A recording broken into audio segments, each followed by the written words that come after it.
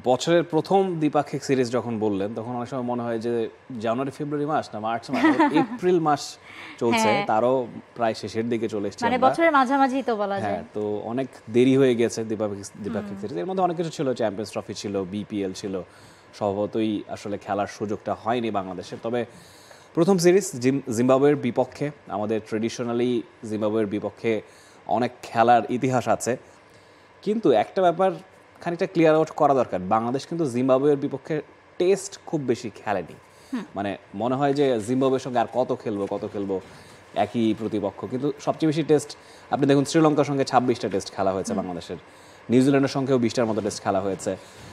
এরকম জিম্বাবুয়ের বিপক্ষেই যে ম্যাচ পরিসংখ্যানটা যদি আমরা একেবারে শুরুতেই দেখে আসি, যে আসলে মোট 18টা ম্যাচ জিম্বাবুয়ের বিপক্ষে বাংলাদেশ খেলেছে, 8টা জয় বাংলাদেশের আছে, জিম্বাবুয়ের 7টা জয় আছে, ড্র 3টা, এর মধ্যে সবশেষ 10টা ম্যাচে কিন্তু 7টাতেই বাংলাদেশ জয় পেয়েছে। টানা সপ্তমবারের মতো বেস্ট টিস্যু পেপার ব্র্যান্ড হিসেবে স্বীকৃতি পেয়েছে বসুন্ধরা টিস্যু।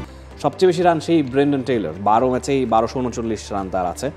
সবচেয়ে বেশি উইকেট তাইজুল ইসলামের, 6 ম্যাচে 41টা। তারপরে সাকিবের সম্ভবত 31টা উইকেট আছে। সর্বোচ্চ টোটাল বাংলাদেশের 560, 6 উইকেটে, সেটা 2020 সালে কোভিডের আগে যেই ম্যাচে মুশফিকুর রহিম ডাবল সেঞ্চুরি করলেন।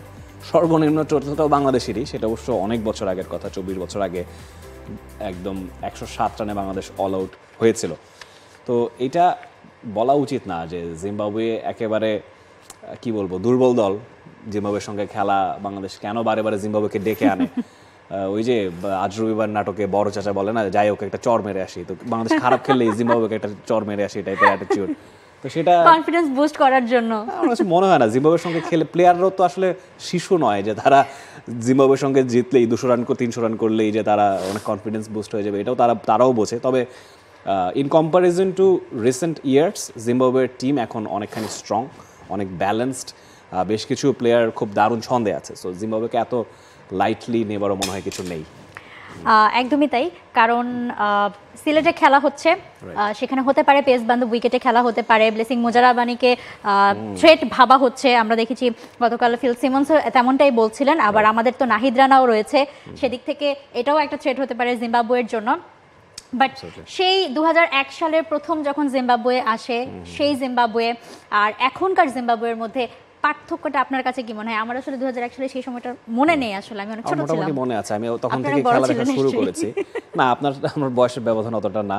যাই হোক, আমরা জিম্বাবুয়ের এই যে 2001 সালের ছবি আমরা দেখতে পাচ্ছি, প্রথম সিরিজ যখন যে মাশরাফি মুর্তজা তখন একদম ইয়াংস্টার, সবে আন্তর্জাতিক ক্রিকেটে এসছেন, তখন এক পেশে খেলাই হতো, জিম্বাবুয়ে জিততো, বাংলাদেশে এসেও তারাই জিততো, জিম্বাবুয়েতে বাংলাদেশ গেলেও জিততো। কিন্তু তখন এই যে হাবিবুল বাশার সুমনের একটা মানে কি বলবো 80 ছাড়ানো ইনিংস, জাভেদ ওমারের একটা 50 একদম শুরু থেকে শেষ পর্যন্ত তিনি খেলতেন, বা এই যে তাপস বৈশ্যর উইকেট পাওয়ার, মোহাম্মদ রফিক ব্যাটে বলে 2 জায়গাতেই ডমিনেট করে খেলতেন, সেগুলোই মনে আছে আমাদের শৈশবে। কিন্তু ওইটুকুই প্রাপ্তি, জিম্বাবুয়েকে হারিয়ে দেব এই স্বপ্ন আমরা দেখতাম না তখন।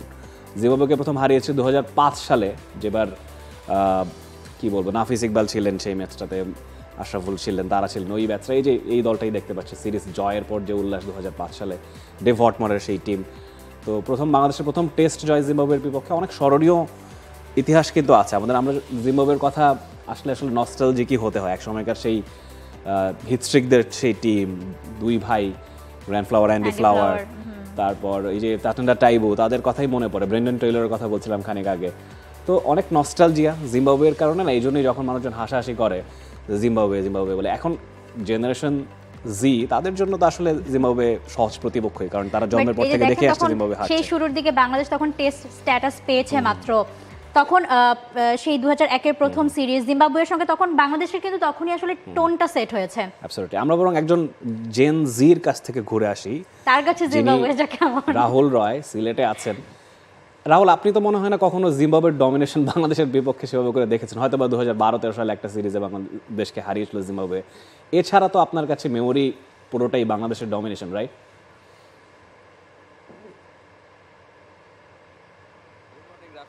শুরুতেই আপনি যেটা বললেন যে জেনজিতে পুরোপুরি হয়তো বা পড়ি না, ঠিক এক্স্যাক্টলি আপনি যেটা বলেছেন যে পরের দিকে জিম্বাবুয়ে এসে যেভাবে পারফর্ম করেছে বাংলাদেশের সাথে, বা বাংলাদেশ যেভাবে আসলে ওয়ান স্টেপ ফরওয়ার্ড করেছে। আসলে শুধু জিম্বাবুয়ের কথা বললে কিন্তু ভুল হয়, বাংলাদেশ কিন্তু ঘরের মাটিতে আমরা দেখেছি 17-18 পরে আসলে অনেকগুলো টিমের সাথেই ডোমিনেট করেছে। গত বছর পাকিস্তানের সাথে গিয়ে সিরিজ জিতেছে। এবং এই জায়গাটা থেকে একটা ব্যাপার বলে রাখা ইম্পর্টেন্ট যে ওয়ান ডে ফরম্যাটে মাঝে আমরা একটা ভালো সময় কাটাচ্ছিলাম, কিন্তু এই মুহূর্তে কিন্তু আমাদের পেস অ্যাটাকটা অনেক বেশি স্ট্রং হয়ে যাওয়ার কারণে রাফি আমরা টেস্ট ক্রিকেটে অনেক ভালো পারফরমেন্স কিন্তু করতে পারছি। আপনারা বলছিলেন যে ব্যাটিংটা নিয়ে একটু কনসার্ন, এবং এই জায়গাটা থেকে শেষ 6টা ম্যাচে বাংলাদেশ একবারই আসলে 300+ স্কোর করতে পেরেছে, কিন্তু 250 মতো পুঁজি যদি ব্যাটাররা করে দিতে পারে সেক্ষেত্রে আমরা দেখেছি বোলাররা সেটাকে ডিফেন্ড করার মতো ক্যাপাবিলিটি আছে।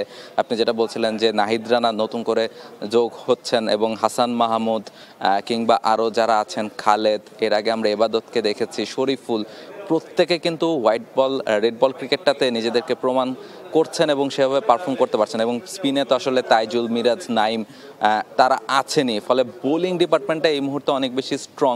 ফলে জিম্বাবুয়ে তো বটেই, যে কোনো দলের জন্য আসলে থ্রেট হবে যখন আপনি সিলেটের এই ধরনের পেস বোলিং উইকেটে খেলবেন। রাফি, আপনার মনে আছে কি না, আপনি আর আমি শেষ 2023-এর শেষের দিকে বোধহয় নিউজিল্যান্ডের বিপক্ষে একটা টেস্ট কভার করতে সিলেটে এসেছিলাম। এই যে এইরকম একটা ইয়াং টিম, সেই টিমেও সাকিব মুশফিকরা ছিলেন না, সেই টেস্টটা বাংলাদেশ কিন্তু জিতেছিল। রাহুল, আমি একটু জানতে চাইবো সিলেটের ওয়েদার সম্পর্কে। ঢাকায় আমরা দেখতে পাচ্ছি অন এন্ড অফ বৃষ্টি হচ্ছে, কাল বৈশাখীর একটা প্রভাব, মানে ঝড়ের এখনো প্রভাব দেখা যাচ্ছে না ঢাকাতে, কিন্তু বৃষ্টি হচ্ছে। সিলেটে বৃষ্টির সম্ভাবনা রয়েছে। ওয়েদার রিপোর্ট কি তা রাহুল মনে আছে নিশ্চয়ই আপনার, সিলেটের সেই গ্যালারি থেকে সেই দুধ? এক্স্যাক্টলি, সিলেটিতে মানে আপনি এই প্রশ্নটা এত বেশি বার জিজ্ঞেস করেন, বা স্বাভাবিকভাবে সবাই ওয়েদার একটা কনসার্ন থাকে, জিজ্ঞেস করে, তো ফলে গ্যালারির পাশ দিয়ে যখন আমরা হেঁটে যেতাম তখন আসলে সিলেটের দর্শকরা এভাবে আমাদেরকে জিজ্ঞেস করতো যে ওয়েদার রিপোর্ট কী তা আজকে। হ্যাঁ, তো আজকের ওয়েদার রিপোর্টটা যদি জানিয়ে দিই যে আজকে সকালেই আমরা এসেছি, এবং এই জায়গাটা থেকে আপনি যেটা বলছিলেন যে ঢাকার মতো খানিকটা মেঘলা এবং বাতাসও আছে এই মুহূর্তে, বৃষ্টির একটা ফোরকাস্টও আছে। তবে আমরা আশা করতে পারি যে খুব বেশি হয়তোবা ইম্প্যাক্ট সেটা ম্যাচে হবে না, হয়তোবা 2-1টা ঘন্টা বৃষ্টিতে ভেসে যেতে পারে, তবে তার বেশি হবে না বলে আশা করা যায়। পুরোপুরি 5 দিনের একটা প্রপার টেস্ট ম্যাচ আমরা দেখতে পারবো ব্যাটিং বোলিং জিম্বাবুয়ে এবং বাংলাদেশের কাছ থেকে, সেই প্রত্যাশাটা আমরা করতেই পারি। Hopefully. Thank you so much Rahul, আপনাকে অসংখ্য ধন্যবাদ। সিলেটে ভালো সময় কাটুক। রাহুল রায় আপডেট জানাচ্ছিলেন সিলেট থেকে। এবং রাফি, 2021-এ মনে হয় লাস্ট খেলেছে বাংলাদেশ জিম্বাবুয়ের সঙ্গে টেস্ট, এবং আপনি যে স্ট্যাটটা দিচ্ছিলেন যে হেড টু হেডে কিন্তু আসলে খুব একটা এগিয়ে পিছিয়ে কোনো দলই নাই। 8টা বাংলাদেশ জিতেছে, 7টা জিম্বাবুয়ে জিতেছে। আবার শেষ 8টা ম্যাচ যদি আমরা দেখি সেখানে একটা মাত্র মানে জয় জিম্বাবুয়ের, বাকি 7টা ম্যাচে বাংলাদেশ জিতেছে এবং লাস্ট 3টা ম্যাচ টানা জিতেছে, এবং সেখানে অনেক বড় বড় ব্যবধান, ইনিংস ব্যবধান 200-300+ রান ব্যবধানে বাংলাদেশ জিতেছে। সো সেই সুখকর স্মৃতি বাংলাদেশে নিশ্চয়ই থাকবে। আর বর্তমানে দলটা যেহেতু রাহুলও বলছিলেন যে তরুণ দল, কিন্তু আমরা জানি যে এখন সেই মাহমুদুল্লাহ, সাকিব পরিচিত নামগুলো এখন অনেকগুলোই আসলে নেই। নতুন দিনের বাংলাদেশ আমরা খুঁজতে যাচ্ছি। হোপফুলি 2025-এর প্রথম সিরিজটা বাংলাদেশের নতুনভাবেই শুরু হবে, নতুন সুন্দর দিয়ে শুরু হবে হোপফুলি।